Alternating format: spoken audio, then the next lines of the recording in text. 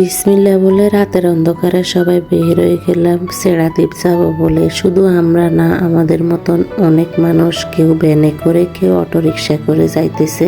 যারা আগের দিন অটো ঠিক করে রেখেছে এবং কি ভ্যান গাড়ি ঠিক করে রেখেছে তারা যাইতে সমস্যা হয় না, কারণ সকালবেলা অনেক লোক হয়, ভ্যান ঠিক করে পাওয়া যায় না এবং কি দামও চৌড়া দামে চায়। একজন লোক নিতে 300-400 টাকা করে চায় ওইদিকে। আমরা আগের দিন ঠিক করে রেখেছি। আগের দিন আমরা দ্বীপের থেকে আসার সময় যে ভ্যান গাড়ি করে আসলাম, ও বাইটার ব্যবহার অনেক ভালো ছিল। আমরা ওনাকে ঠিক করে নাম্বারটা নিয়ে রাখছি। যাই হোক, অন্ধকারের মধ্যে সবাই এসে হাজির হয়ে গেছি। এই দেখেন চারিদিকে এখনো অনেক অন্ধকার, মানে এখনো সূর্যের আলো ফোটেনি।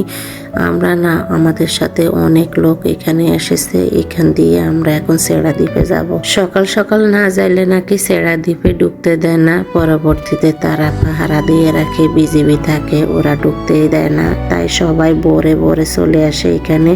4টা-5টা থেকে শুরু করে এখানে আসা। সূর্যের আলো না ফুটলেও দেখেন বিচে কতটা আলো। তারপরেও আমরা চলে আসলাম এখানে। এই দেখেন চারিদিকে কত মনোরম দৃশ্য, খুবই সুন্দর লাগতেছে জায়গাটা। সেরাদ্বীপ যাইতে হলে আরো কিছুটা পথ হাঁটতে হবে। ওই যে দেখেন সেরাদ্বীপ দেখা যায়, সূর্য পড়ছে, আর একদিকে বিজিবিও দাঁড়ায় আছে, কাউকে ভিতরে যাইতে দেয় না। না যাইতে দিলেও কি করব, দূর থেকে দেখলাম আর কিছু ছবি উঠালাম, তারপরে চলে আসলাম।